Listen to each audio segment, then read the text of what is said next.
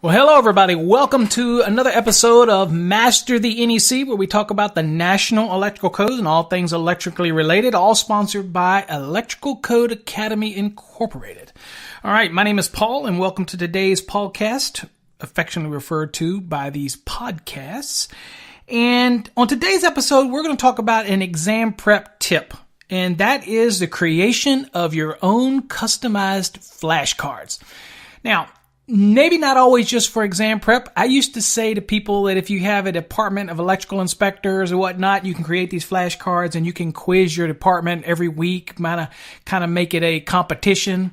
And the first one that buzzes in gets the answer right. It's kind of like one of those Jeopardy things or whatever type of thing. But anyway, it's a good way to learn your navigate through the National Electrical Code. It's good for electrical inspectors because the quicker they can find something in the code, the less time they're stuck on a job site doing an inspection because they don't have to stop and look something up. It's right there.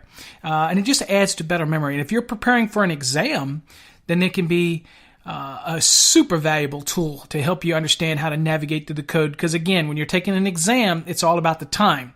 You have a certain number of questions and you have a certain number of time per question that make up that overall time. And the more time that you can build into that because of things you already know, or that you can navigate through the code real quickly, then you add more time to your overall performance. And that means you have a less stressful test environment, right? So today we'll talk a little bit about flashcards. So when we say you can buy these flashcards, but that kind of defeats the purpose.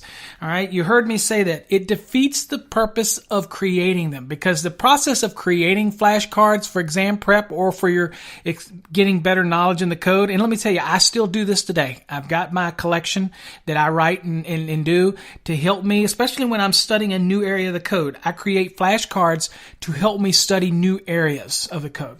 All right, so what we want to do is tell you how you do this. Well, first thing, it's a no-brainer. You understand that you go to the store, go to the office supply store, and you buy this pack of 3x5 index cards. And then you get a good pen or Sharpie or whatever you want to do. And there are people that will actually use the code. They'll copy a PDF version of it, and then they'll print it out and paste it on it. They want it to look nice. But I'd rather you write it out because that's the best way to learn something. I find that reading something for some people, for example, when I do seminars or I come to your area, a lot of people say that I translate things into a way that you can understand it. Well, I can tell you that I had to do that to myself by visualizing, seeing something, and then I had to write it out so that I could help comprehend it. Sometimes there are some people out there that can just simply crack the book open, read it, and they go, oh, that's what that means. Me, sometimes I can read it, and after 30 years, it's easier to comprehend. But writing it down is really the key. So it also helps with your penmanship, so you can make sure you write something that you can read. But the whole process is get you those 3x5 index cards. And you obviously have a front and back. So on the back, you want to put down the definition. Let's say and I'm going to show you which ones you need to do this with. And I go over this in my exam prep course, how to prepare your code book for an exam and how to prepare yourself for an exam. And it's in different parts. And one of the things I talk about is creating these flashcards. And the easiest thing to do is, again, let's start from the basics. I want to create flashcards for all of the chapters in the code. That's what I want to do first.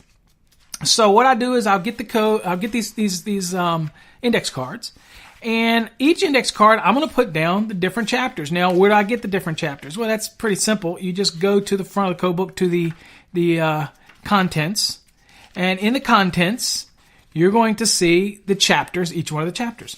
So you create a index card for that, so that if I have one that says chapter 2, then I know that is wiring and protection. And we have chapter 1. It's general requirements. Okay. And then I have chapter 3, wiring methods and materials. So I'm going to do a index card for that. So I'm going to put the chapter on one side. On the other side is the explanation of the chapter. I'm going to do that for all of my chapters because I want to be able to just at a glance tell you what each chapter is. I want to know that chapter 6 is for special equipment. I want to know that chapter 5 is special occupancies. I want to just know right away because when I'm working through the code, whether it's on site as an inspector or if I'm taking an exam, I want to get to the location in the code as quickly as I can. If I know that it's dealing with the branch circuit, I want to know that I'm focusing my search into chapter 2. That's where I want to be.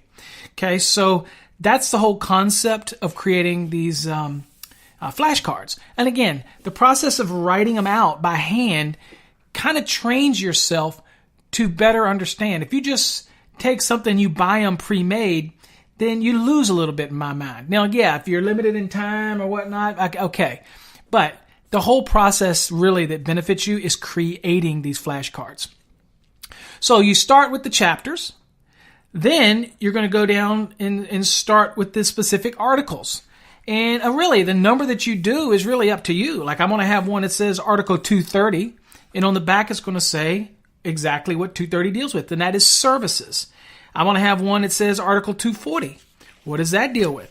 That deals with overcurrent protection. And then I'm going to have one for grounding and bonding. And it might say Article 250. And then in the back, it says in grounding and bonding. And I can use these flashcards on both sides. So if I want to turn it the other way, and it says, for example, service entrance cable, then I got to know that I'm looking for Article 338. So you can use these, you go through them, and then you turn the cards around, and you shuffle them up, and then you go the other way. So you want to do it on the chapters, you want to do it on the articles. Now, this point, you also want to delve down into some of the most important sections that's necessary, like section, so 210 is the article, but 210.8a deals with GFCI protection and for dwelling unit applications. And then you'll have a 210.8b that's other than dwellings.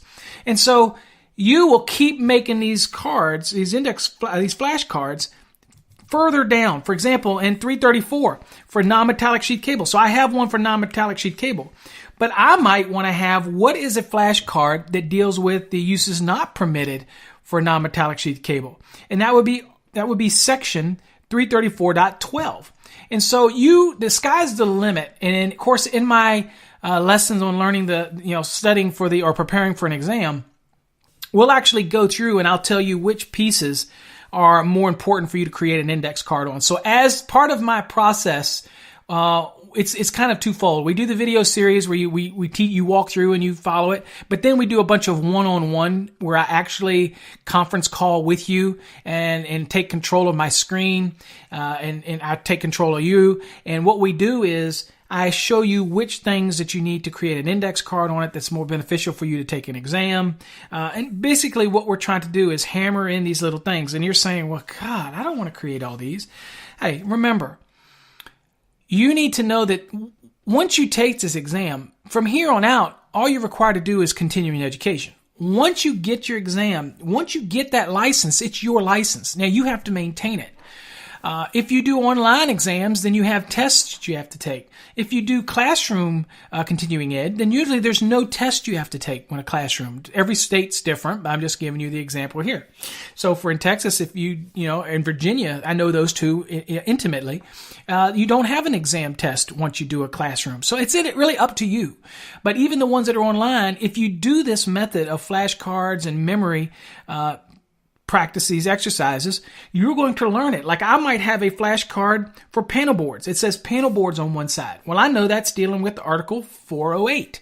So that's what you're going to do. And you're going to dig down deeper in all the more specific types of applications in the code. For example, if I want to know about switches within 5 feet of a pool, for example, then I might have a card that says pools, switches within 5 feet is located in what section? And then the other side would be 680.22c. So you can really make it as difficult as you want it to be to kind of hammer it home. Maybe I have an application where as an inspector, I just want to keep in my mind when I'm dealing with closets, when I'm dealing with luminaires and things like that might be in closets, what do I need to think about? Well, I might have it might say on my index card, section that deals with luminaires in closed closets. Well, then I know that that's 410.16. And see, that helps me. So when I'm in a closed closet on an inspection and I look and want to know whether or not that luminaire has to be, let's say it's a surface mounted incandescent, that it's got to be at least 12 inches. Okay. So from the actual in a closed from the nearest point to the closed storage space, I guess. So I need to know how far that incandescent luminaire has to be away. And immediately, I just want to know to get me in the right area. That's 410.16. Now, if I want to dig down to actual locations, then I can say 410.16C. Really, look, the sky's the limit. I encourage you to make flashcards for anything. So let me give you another example.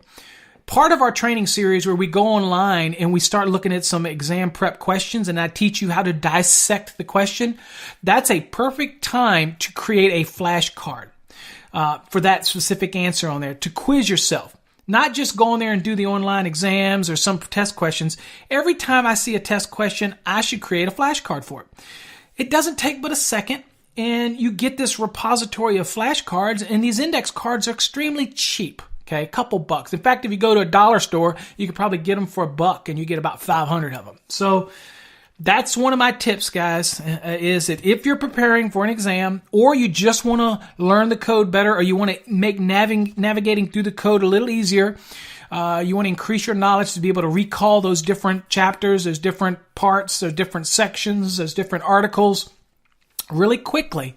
And you can, again, do the same thing for tables and what have you in the code. I don't know what the percentage approximate area fill for a raceway, like a tubing or a conduit. Then I know that I can have one that says Chapter 9, Table 1.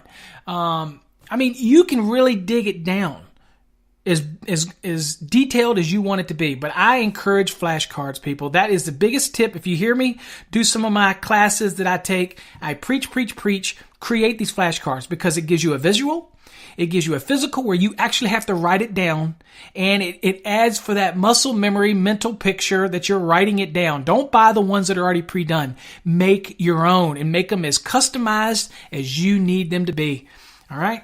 Anyway, use them as a quizzes for your guys. If you're the electrical supervisor in a company, if you own an electrical company, do each weekly. You should have little training sessions with your guys because the quicker they can find the code, in electricians, the quicker that you can find something and that knowledge that it builds in you. Look, we never get paid to do a job twice. We get paid to do it right the first time.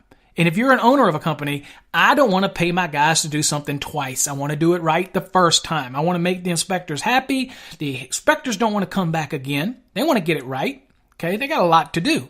So anyway, that's my tip, guys. Create those flashcards. Again, if you have any questions, hey man, email me at info at masterthenec.com. That's masterthenec.com. So email us also at info at electricalcodeacademy.com. Visit our Twitter account at masterthenec. Go to our Facebook page. Go on Facebook and search for at masterthenec, or just search for Master the NEC. And listen to our radio shows, our PaulCasts, I like to call them, or go to our website. Again, it's www.masterthenec.com, .net or .org, or electricalcodeacademy.com, .net or .org, or even masteringthenec.com. And you can go to it and you'll see links to our social media right there at the top of the page. You can get there. Connect with me on LinkedIn. I'd love to connect with you. I share a lot of things there, a lot of videos, a lot of articles, a lot of graphics that I create. Whatever you need, I'm here for you. So, God bless. Happy New Year to everybody as we're going into the 2018. Stay safe. Hope it's prosperous for you. And hope that all your loved ones and people around you stay safe. Let's make it a great year. Again, God bless. Take care. Until next time, as always, stay safe.